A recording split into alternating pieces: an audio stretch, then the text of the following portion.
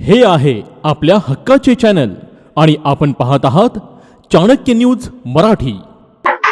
आज फलटण नगरपालिकेमध्ये एक क्रांतिकारी निर्णय ठरावाच्या माध्यमातून घेण्यात आला।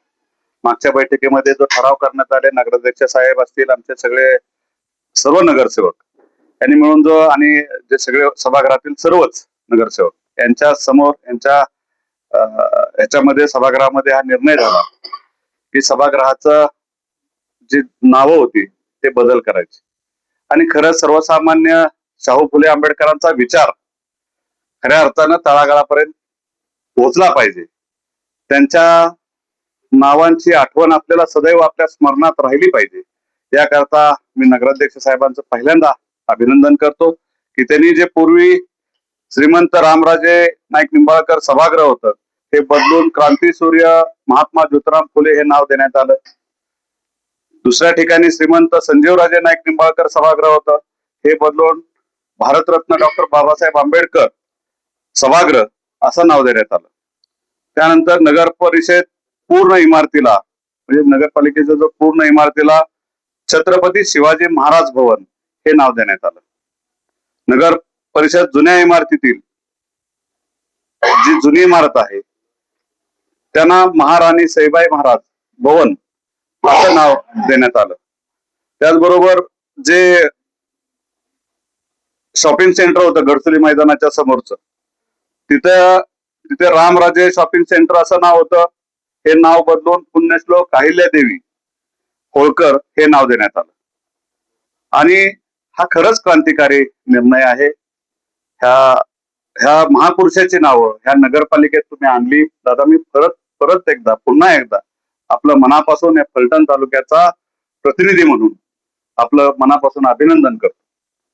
त्याचबरोबर आपण प्रत्येक शहरातल्या प्रत्येक चौकामध्ये रस्ते रोडची तर कामं आपली चांगल्या पद्धतीने चालू आहेत, कॉन्क्रीटचे रस्ते आपण करतोय आणि जे जुने महापुरुषांचे पुतळे आहेत तिथं आपण सुशोभीकरण पण घेतोय।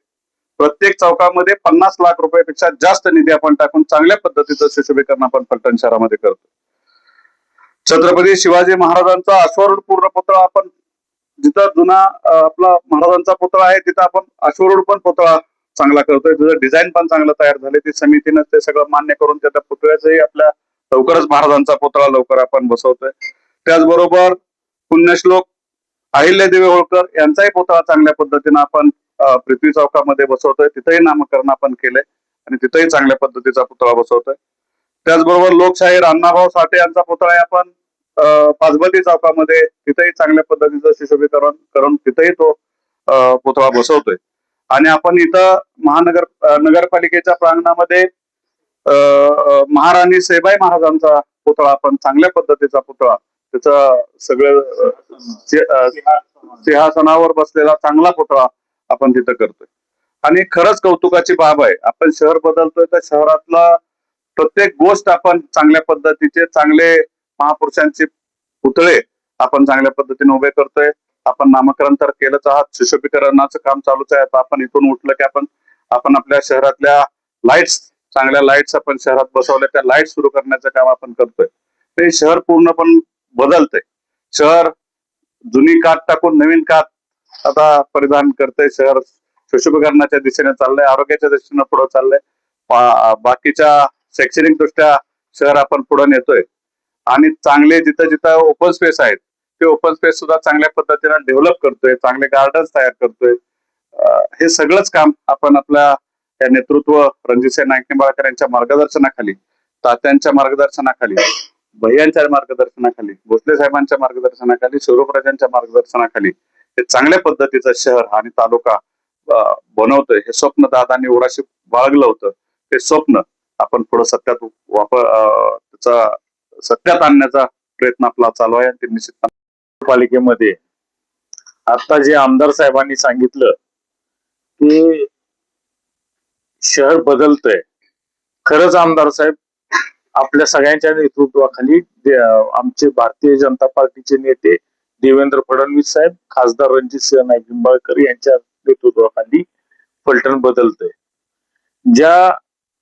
आज जे निर्णय फलटण शहरामध्ये महाराणी सईबाई महाराजांचा पूर्णाकृती पुतळा हा गेल्या 40-50 वर्षापूर्वीच व्हायला हवा होता. तो आता